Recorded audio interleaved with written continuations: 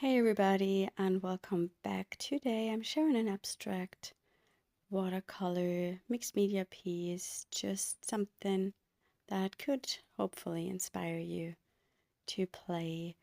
Today I'm using my watercolors and alongside the liquid charcoal from Derwent. I really love these. I not only use them for these kind of abstract mixed media pieces, I also love to use them in my sketchbook because they give a really nice texture when you use them on the background. And I also love that they are quite playful. You can use them directly as the stick, or you can use them like I do it today, like a watercolor palette. And I really like them. They give you a really grungy, granulating texture. I'm also using the MeiLiang watercolors. I think they are quite nice. They have a super good quality, but I mentioned that in my last video, I think. Great when you are a beginner and you don't have any watercolors. I would highly recommend one of the MeiLiang watercolor sets.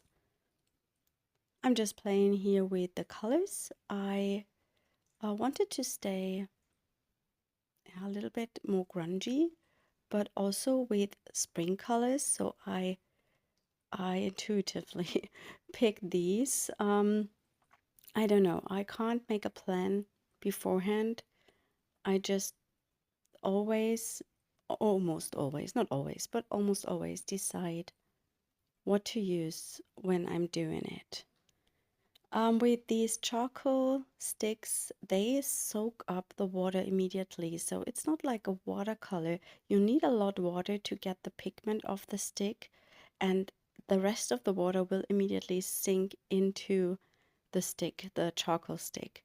So you need to pick up extra water because the lovely texture needs some water to appear on the paper. I'm carefully mixing in some color spots here and there to see how the watercolors are behaving, how they are flowing. I love when they do their own thing on the paper and you get some surprises. And over the time you learn which pigments will flow more and which will flow less. So there is an orange in this palette, for example, where I definitely know when I use that, that will push away the other pigments. And that's good to know because then you can use that property. But I always recommend just plain experimenting, just like a child would do. So you learn it in your own way. And it also, I don't know how to describe it, but that's how I learned materials when I do drawing, sketching. I don't share my sketchbook pages here. You discover new ways of using the materials if you are playing. That's what I can say. And you learn on your own. So I think maybe it's more than it easily becomes more your own unique style when you discover things on your own. So that's what I recommend, just playing with your materials. I made some marks into the wet paint with a Derwent Inktense pencil, one of my favorite techniques because they bleed wonderful when you draw into wet surfaces. That does not work as good with other watercolor pencils, but it does. So no worries if you don't have the Inktense. You can use that technique also with other water-soluble mediums. Yeah, I'm dragging some paint out of the square just to, I don't know, just because I couldn't stop maybe. I enjoyed that process a lot and I really love the color palette that I got here. I really like how that pinkish red mixes with the emerald kind of green. It turns slightly towards a violet, grayish violet, and I think that's really lovely. I also make some marks with the watercolors. I really like doing that. Also into wet paint. then it bleeds a bit. Yeah, I try to build up some patterns on the piece to bring in more depth. But definitely here I'm experimenting with the pink. And I remember that. I think that did not work out the way I wanted it. Yeah, and then if you don't like what you have done, you often can fix that. Even if these are watercolors, which is sometimes a bit more difficult than if you have acrylics or collage, but just pick up the paint again and then maybe, like I do it here, I added in a little bit of that charcoal to just cover the mistake. Here I'm using a pencil in an emerald green. I think I dipped the nib into water to draw with it. That's not a Derwent Inktense, and I can remember I wanted to use my Derwent Inktense emerald green. Not sure if it's called emerald. It might be Viridian, but it looks like that kind of green. But it's not at my desk, so I didn't want to search for it. So I am just picking another color that looked similar to me. My page is dry. I let that dry completely, and now I'm going to add in more texture to build up that finished painting. I'm using some stitching border stamps because I really like that look on mixed media pieces, and I also like that with this composition because you can sew some of the tinier squares together. That just separates the composition a bit more again, because everything has bled a lot into each other.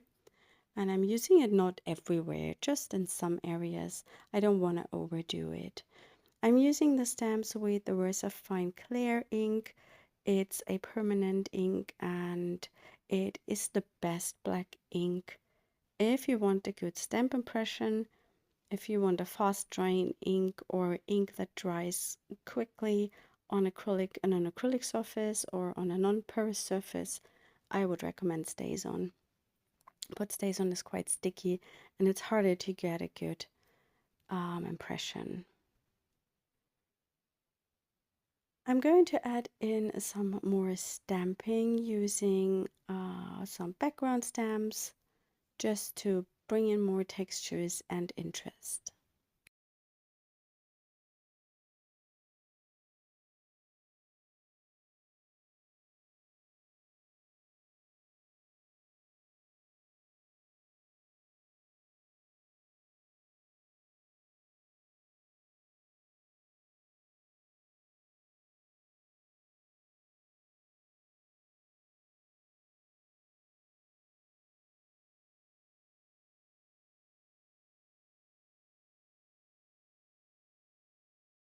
The stamp set I've been using was or is the Mix It Up #6 stamp set, and there is a heart stamp in it with a lot of splattery texture, and I decided to pick that up just for the texture, not for the heart shape, and add a little bit of the texture to the background. And I really like that. It's a really great, yeah, chunky texture you hardly, I would say, can achieve with just the brush and splattering, because the dots are quite tiny, and I really like that.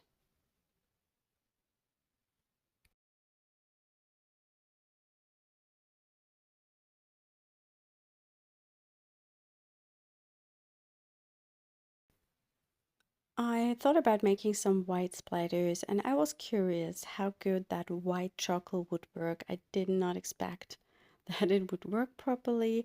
It's also really hard to um to get it wet because it soaks up the water immediately. It made some lighter splatters on my page, which was nice, but it's not super pure white. So if you want to have really white splatters, I would definitely recommend using the Art Craftelier shape I often used in my past videos, or just the simple white acrylic ink. And I've also stamped a focal point to the page. I thought stamping works so good on that paper that I would take the risk and make my focal image directly on the page. That sometimes can be a bit tricky if you're working on watercolor paper like I did today. It's just a watercolor paper from Gerstecker, from their home brand, and I really like that paper. And to make that image pop up, I'm going to color that in with a white pencil, colored pencil. I'm using the Derwent Drawing pencil. These are my favorite color pencils. I use them a lot in my sketchbook, especially now that they had the new colors, which I really like. The previous set was only 24 different colors, and they were all quite natural toned, not very bright and colorful. Beautiful, beautiful pencils, and I used them already a lot. But now that they brought out pinks and yellows and yeah, more greens and brighter colors, I really adore them. They are very soft.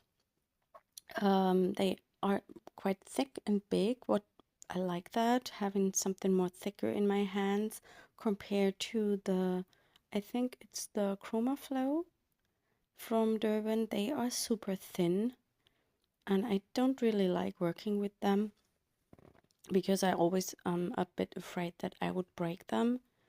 And the drawing pencils are really nice. I only use them except from that whitening pencil. Sometimes I use them in my sketchbook for drawing. I'm searching for some collage papers here that go with the page because I wanted to add a tiny little bit to bring in more interest, more depth, and also to give my focal image something to grow out of. I did not pick a lot of these papers, just I think 3, and I'm sticking them down with my glue stick.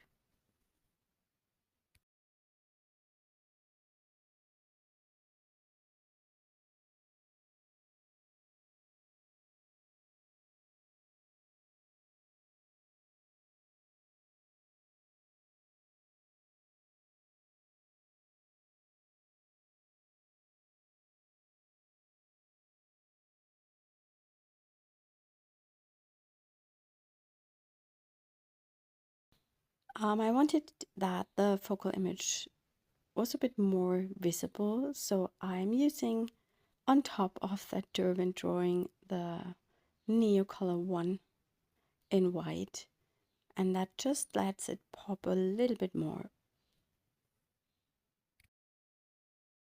And as I had my Neocolors with me now, I decided to use some others, or one other, to make a few more marks on my piece.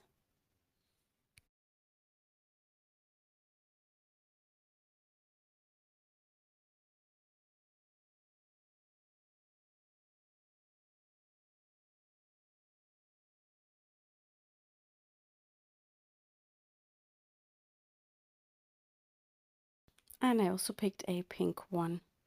Yeah, and that's the last thing I do to my page, to my painting. And then it's done. I hope you enjoyed that video today. You are a little bit inspired maybe, and we will hopefully see us next time. Bye.